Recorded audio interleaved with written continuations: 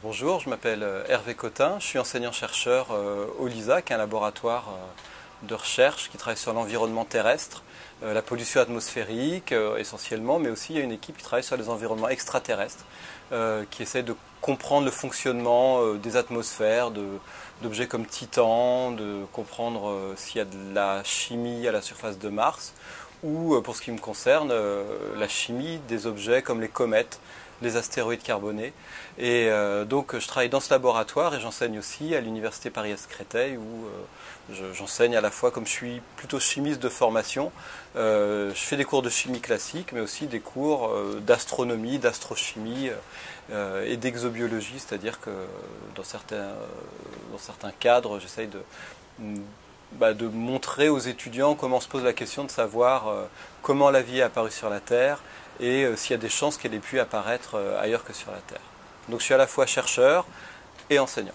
En fait, j'ai découvert la chimie à l'université. Je n'aimais pas du tout la chimie quand j'étais au lycée. Et puis voilà, je suis tombé dedans en première année à l'université. Et c'était dans les années 90, à une période où on commençait beaucoup à se préoccuper de pollution atmosphérique, d'environnement. On parlait du trou dans la couche d'ozone. Donc voilà, je me suis dit, tiens, c'est une des applications de la chimie qui est assez originale, dont j'avais jamais entendu parler au lycée. Et puis voilà, comme en plus à l'université il y avait cette spécialité qui s'ouvrait à partir de la maîtrise, je me suis dit voilà, je vais m'orienter vers la chimie, mais la chimie de l'environnement, pollution atmosphérique.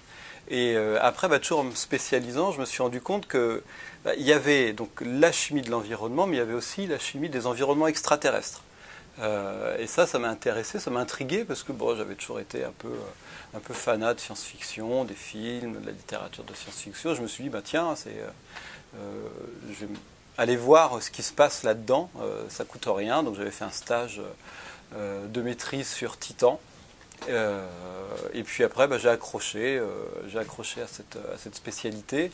J'ai fait ensuite, à l'époque, ça s'appelait un DEA, d'un Bac+5 sur pollution atmosphérique, toujours, mais avec un stage de laboratoire qui était sur Neptune.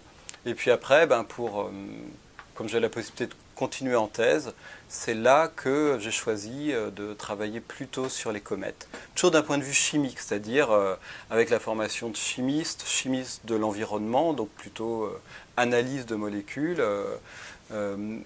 Voilà, essayer de comprendre quelles sont les molécules qui sont susceptibles d'être présentes sur les comètes et à travers tout ça, essayer de décrypter un peu le langage chimique des comètes. Donc, qu'est-ce que leur composition peut nous apprendre sur leurs conditions de formation, donc les conditions de formation du système solaire. Et d'autre part, comme des comètes sont tombées sur la Terre, et comme on sait qu'il y a de la matière organique, donc des molécules à base de carbone, ça ne veut pas dire qu'il y a de la vie, mais des molécules à base de carbone sur les comètes, est-ce que les molécules qu'elles ont apportées sur Terre ont pu contribuer, ou jouer un rôle en tout cas dans l'apparition de la vie sur notre planète. Et donc voilà, donc c'est à partir de la thèse vraiment que je me suis lancé dans cette spécialité de chimiste, donc d'astrochimiste.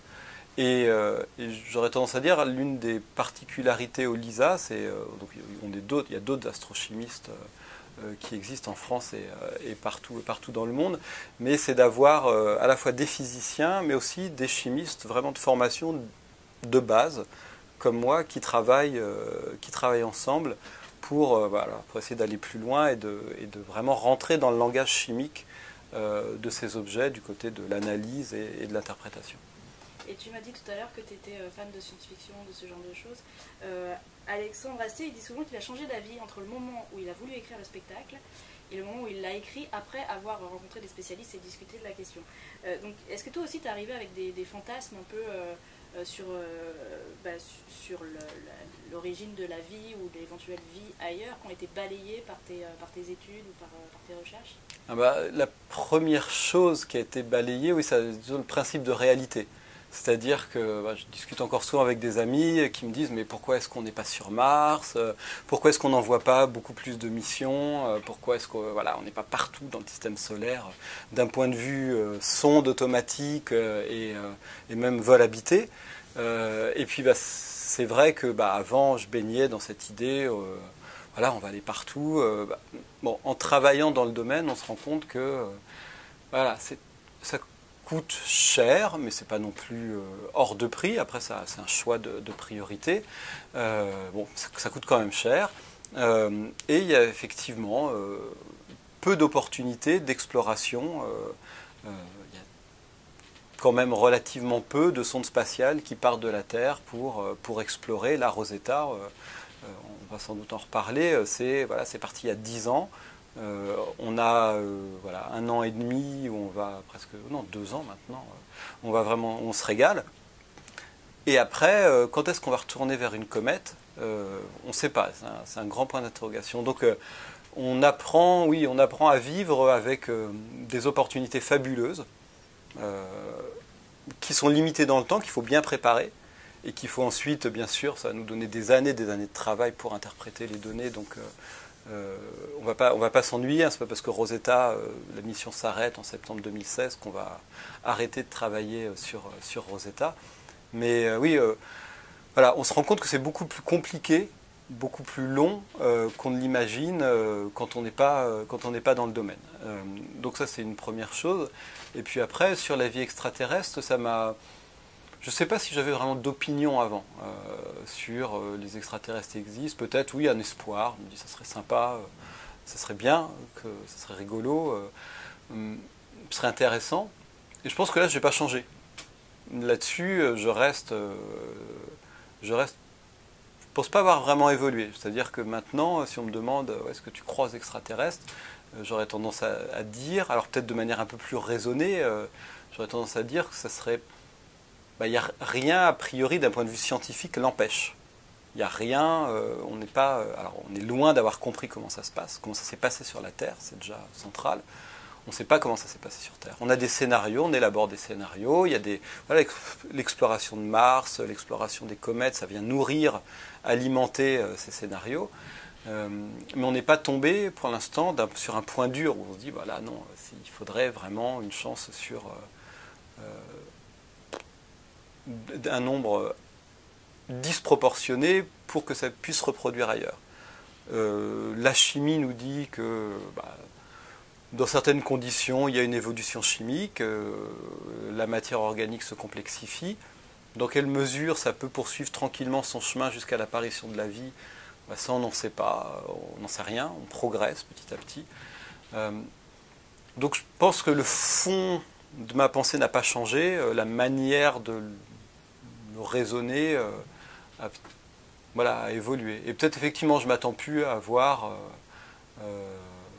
des extraterrestres à la Star Wars débouler, mais je m'intéresse peut-être plus à des choses plus, j'allais dire élémentaires, c'est pas le bon mot, mais voilà, on trouverait une bactérie, voilà, pour moi, je serais déjà comblé, c'est-à-dire que c'est la vie, c'est pas plus simple une bactérie qu'un dinosaure, un être humain ou un lapin, c'est déjà une vie extrêmement complexe, évoluée, sophistiquée, tout aussi sophistiquée qu'on l'est. Donc il y a ça aussi, c'est-à-dire pas forcément chercher E.T. ou Jabba le Hutt, mais voilà, se dire si au moins on trouvait sur Mars un fossile, quelque chose qui a eu une vie microbienne, ça serait déjà formidable. Pour faire un bilan peut-être des avancées en exobiologie, il y a plusieurs plans. Il y a déjà la Terre. C'est-à-dire, quand on parle d'exobiologie, c'est vrai que moi je dis toujours, l'exobiologie c'est, alors pas avant tout, mais en tout cas aussi la Terre primitive. La vie est apparue sur la Terre, donc là on a quelque chose de dur à se mettre sous la dent. C'est-à-dire, c'est pas juste rêver, se dire ça serait bien qu'il y ait des extraterrestres. La vie est apparue sur Terre, donc on essaye d'établir un peu le décor de cette Terre primitive qui a complètement disparu à l'heure actuelle, d'une part parce que la vie est apparue et a transformé l'environnement terrestre, et aussi parce que même s'il n'y avait pas la vie, la tectonique des plaques, la dynamique de la Terre d'un point de vue géologique fait que les terrains les plus anciens ont disparu. Il n'y a rien au-delà d'environ 3,8 milliards d'années sur Terre. Donc la Terre primitive, entre 4,5 et 4 milliards d'années, on a très très peu de choses, mais il y a quand même des petits éléments, et ça on progresse parce que je dirais depuis une dizaine d'années, j'aurais tendance à dire qu'il y a 10 ans on imaginait que la Terre primitive elle était criblée d'impacts qui fait qu'elle était toujours stérilisée et qu'on ne pouvait pas imaginer une apparition de la vie sur Terre au-delà de 3,8-4 milliards d'années. Maintenant, notamment grâce à des astrophysiciens, des gens qui travaillent à Nice essentiellement, qui font des modèles de la dynamique du système solaire, on a plutôt tendance à penser que la Terre a été bombardée de façon pour se former, se forme par agrégation d'objets qui tombent dessus. Donc la phase de croissance, c'est forcément une phase très chaotique. Et puis, rapidement, ce taux d'impact aurait diminué, ça c'est les modèles qui nous le disent, et on aurait eu une période tranquille où il y aurait eu probablement de l'eau liquide stable à la surface, dès 4,4 milliards d'années.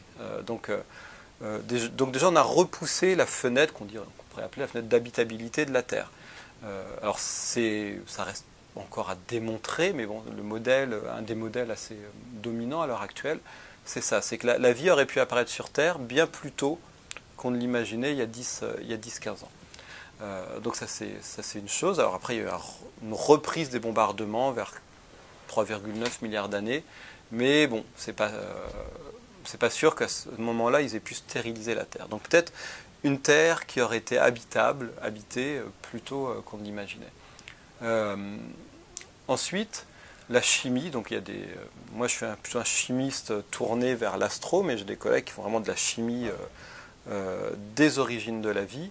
Donc depuis presque 2009, ça fait 6 ans, il y a vraiment toute une reprise, un dynamisme qui a repris dans ce champ pour comprendre un peu comment est-ce qu'à partir de choses toutes bêtes, avec quelques atomes de carbone, d'azote, d'oxygène, on peut imaginer la croissance vers des choses qui peuvent ressembler à des protéines, à de l'ADN, de l'ARN ou des précurseurs.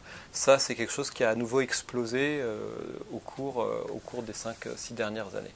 Donc peut-être qu'on va dans le mur et que c'est une impasse, mais en tout cas, ça prend beaucoup d'ampleur et les résultats sont vraiment très intéressants. Et donc c'est l'aspect, la Terre comme objet d'étude, la Terre primitive, la chimie prébiotique sur Terre comme objet d'étude. Et ensuite, il y a regarder ailleurs. Regarder ailleurs, c'est d'une part dans le système solaire. Donc il y a Mars. Mars, pourquoi? Parce que on sait que justement entre 4 et 4,5 milliards d'années, il y avait probablement de l'eau liquide à la surface. Ensuite, Mars a évolué, a perdu son atmosphère, donc les conditions de pression essentiellement à la surface de Mars font qu'il n'y a plus d'eau liquide possible, même s'il y a de l'eau, encore il y a de la glace, mais il n'y a plus de liquide stable possible. Et donc, si la Terre était habitée, et que la vie est un processus, j'aurais tendance à dire à tous les coups on gagne, c'est-à-dire dès qu'il y a de l'eau liquide et du carbone, de la matière organique, la vie apparaît, ça veut dire qu'il n'y a pas de raison que la vie ne soit pas apparue sur Mars.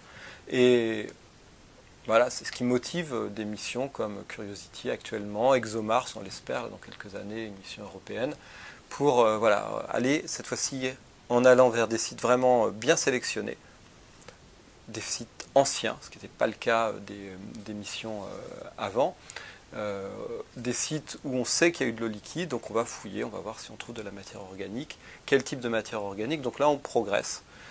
C'est lent, mais on progresse.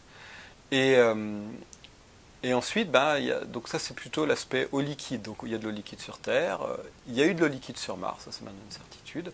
On essaie de voir s'il y a eu de la matière organique en même temps. Et la matière organique, il y a deux possibilités. Soit la composition de l'atmosphère est propice à des synthèses, à une évolution chimique qui fait que les atomes de carbone vont s'agencer, faire des longues chaînes avec de l'hydrogène, de l'azote.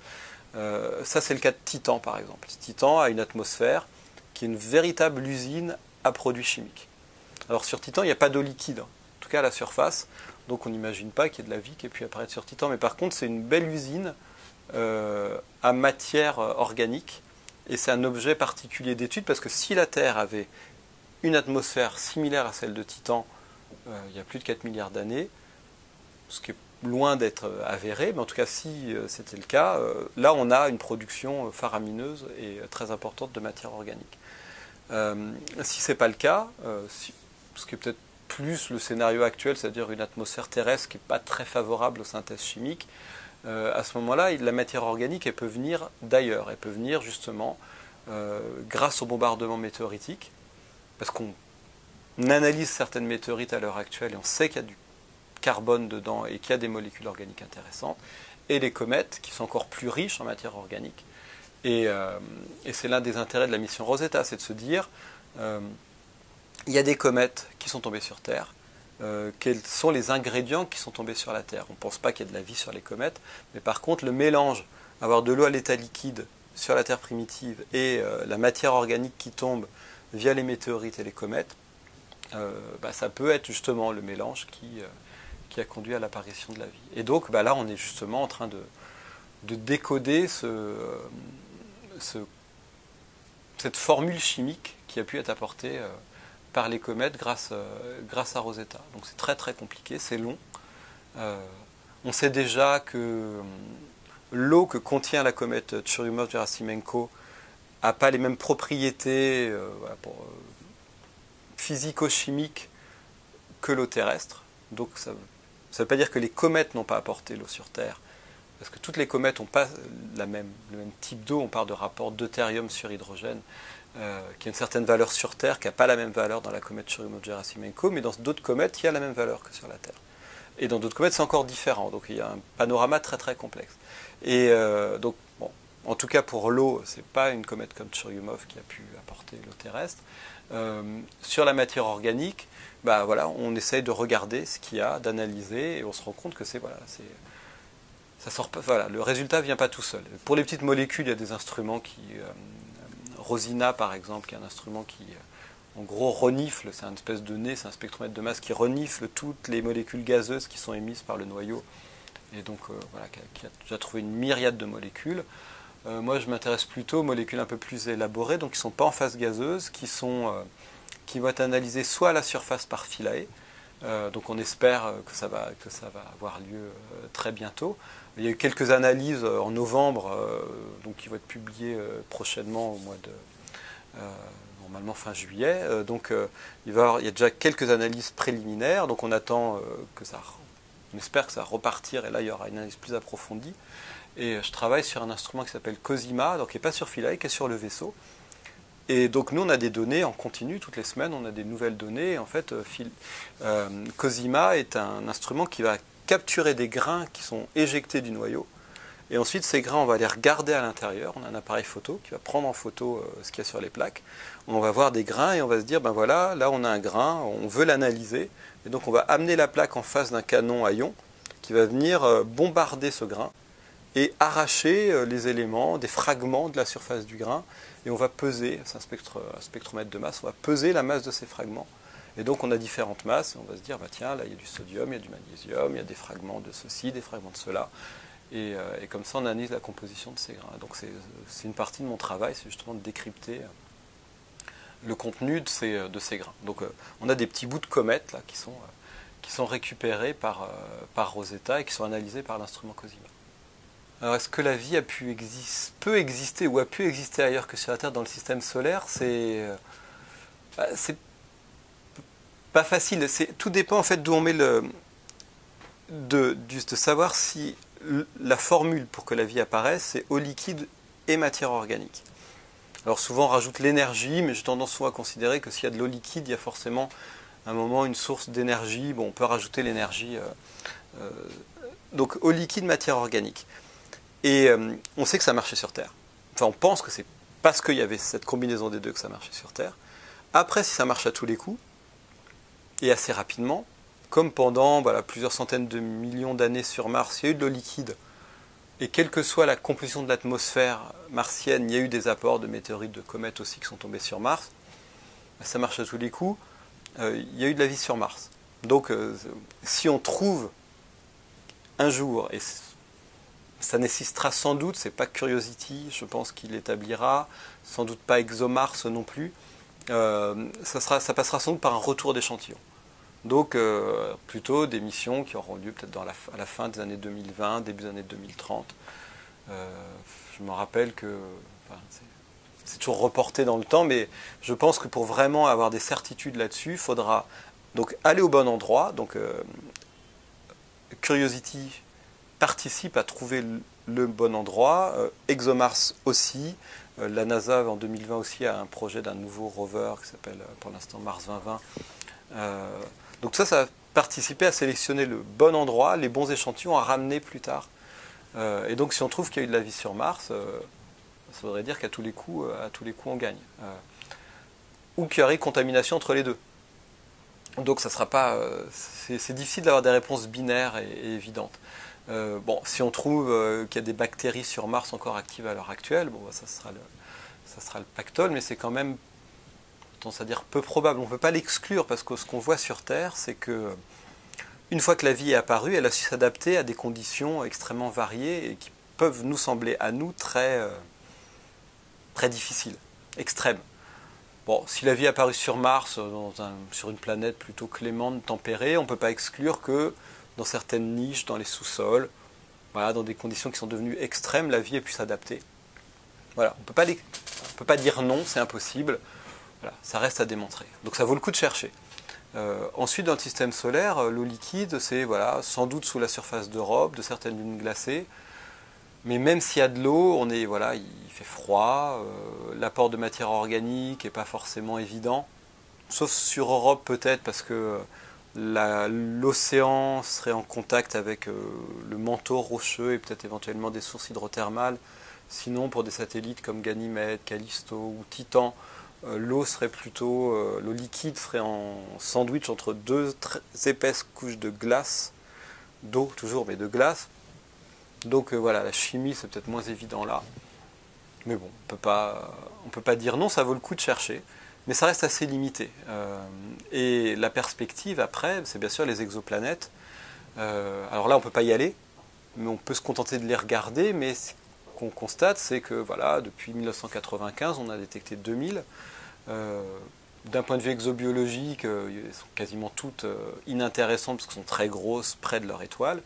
Mais les techniques s'améliorant, on détecte maintenant des planètes qui ont à peu près la taille de la Terre. Très récemment, on a détecté une plus petite de la taille de Mars. Après, on peut faire des hypothèses en regardant est-ce qu'elles sont trop près de leur étoile, à ce moment-là, elles sont trop chaudes, pas d'eau liquide possible, ou trop loin de leur étoile, à ce moment-là, elles sont trop froides, pas de liquide possible. Alors, il y a cette fameuse zone qu'on appelle la zone habitable. Mais c'est pas parce qu'on est dans la zone habitable qu'il y a de l'eau, qu'il y a de l'eau liquide, ça dépend aussi du climat. Donc de l'atmosphère, de comment la planète tourne autour de son étoile. Et c'est pas parce qu'il y a de l'eau liquide qu'il y a de la vie. Mais en tout cas, là, je pense d'ici 10 ans, on aura plusieurs centaines de planètes type terrestre dans la zone habitable. D'ici peut-être, alors ça dépend des budgets, mais d'ici peut-être 20 à 30 ans, on aura des instruments qui seront capables d'analyser la composition de ces atmosphères pour ces petites planètes qui sont plutôt froides. Parce qu'on arrive déjà à analyser la composition des planètes très chaudes, mais ce n'est pas d'un point de vue exobiologique les plus intéressantes, mais pour les plus froides, voilà, ça dépend des projets qui seront sélectionnés, des politiques des agences spatiales, mais je pense d'ici 20-30 ans, on aura des analyses de la composition de l'atmosphère de ces planètes. Et ce qu'on constate, c'est que si on regarde Mars, Vénus, la Terre, alors quand on est tout près, on voit qu'il y a de l'eau liquide sur Terre, il n'y a pas de souci, mais si on regardait la Terre depuis voilà, plusieurs années-lumière, on verrait, à partir de la composition de l'atmosphère, on verrait qu'elle se détache singulièrement de Mars et de Vénus. Parce qu'il y a de l'ozone. Et s'il y a de l'ozone, c'est parce qu'il y a du dioxygène. Alors le dioxygène, on peut en former de manière complètement abiotique, mais il y a quand même beaucoup de dioxygène sur Terre. Et une telle abondance de dioxygène, pour un chimiste, on n'arrive pas à l'expliquer autrement, alors là on a besoin de biologistes, que par la photosynthèse. Donc avoir un peu d'ozone, ça veut dire beaucoup d'oxygène, et sur Terre, en tout cas, ça ne marche que parce qu'il y a de la photosynthèse. Et les chimistes, les gens qui font justement de la chimie de l'environnement, de la photochimie, la chimie voilà, qui est initiée par le rayonnement d'une étoile, voilà, ont pu pour l'instant établir des compositions. C'est-à-dire que si on voit en même temps de l'ozone, du CO2 et de la vapeur d'eau dans l'atmosphère d'une planète, voilà, on a du mal à trouver d'autres explications que la vie. Alors c'est certain que si dans 20 ans on voit ça dans une autre planète, il y a sans doute des collègues qui vont se dire oui, mais dans certains cas, voilà. Donc ça sera toujours très délicat, très compliqué, mais voilà, je pense que d'ici 20 à 30 ans, on aura sur des centaines d'objets qu'on commencera à avoir une statistique. Voilà, là on a un objet où il y a une atmosphère qui ressemble à la Terre. Il y a peut-être une vie. Là, ça ressemble à Vénus, à Mars. Ça ne veut pas dire qu'il n'y a rien, mais en tout cas, l'atmosphère ne nous dit rien. Parce que sur Terre, pendant, je pense, un bon milliard d'années, il y avait de la vie sans qu'il y ait un signe dans l'atmosphère. Donc, il faut voir aussi en fonction de l'âge de la planète, de son évolution. Donc on ne va pas rester à regarder 4 milliards d'années une planète, mais en voyant des objets à différents stades d'évolution, on pourra déjà mieux connaître l'histoire de notre planète, son évolution, et éventuellement voilà, mettre des petits drapeaux, des points d'interrogation sur des objets particuliers.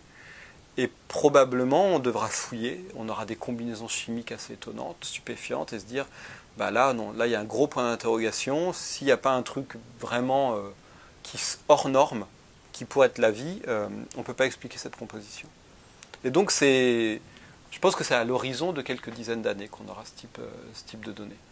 Et c'est pareil, et même si on n'a rien, ce sera toujours l'absence de preuves et pas une preuve qu'il n'y a pas de vie ailleurs. Donc, voilà, je pense que voilà, je mets un curseur à 20-30 ans, peut-être un peu avant ou peut-être un peu après. Après, si Curiosity tombe sur un fossile de dinosaure, l'affaire sera bouclée dans 15 jours, mais voilà, si on reste relativement réaliste, moyennement optimiste, je pense qu'on n'aura pas quelque chose qui va venir, ça y est, on est sûr à 100%, mais on aura voilà, quand même des doutes très sérieux de se dire, voilà, c'est très probable qu'il y ait de la vie sur cette planète.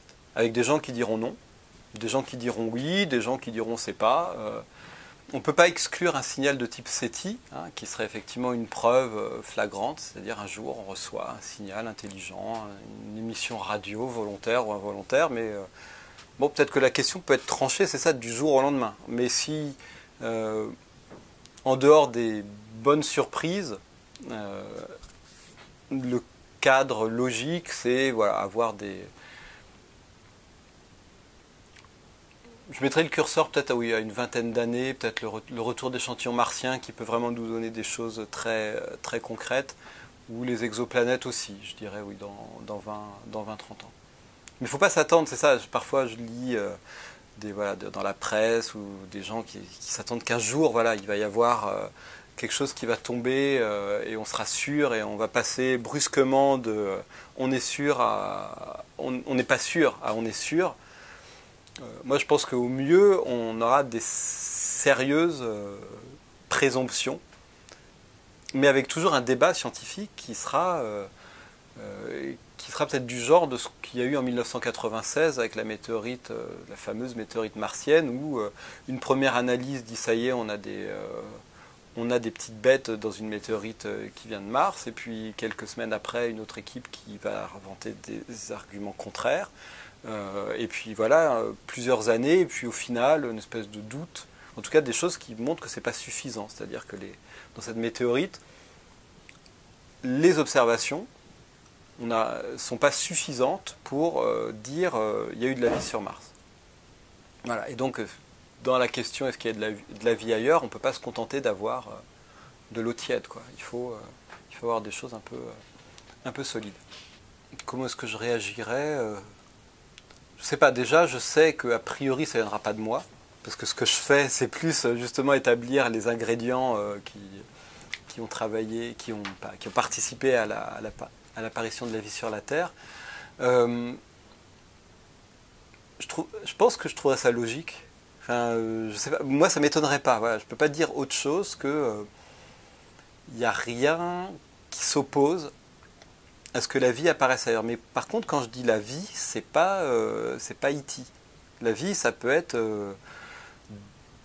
c'est quelque chose qui se réplique, qui se reproduit, qui évolue, mais pourquoi est-ce qu'un jour, l'évolution a fait qu'il y a eu des grosses bêtes comme nous qui se sont mises à penser, à réfléchir et tout, ça on est bien loin des origines de la vie.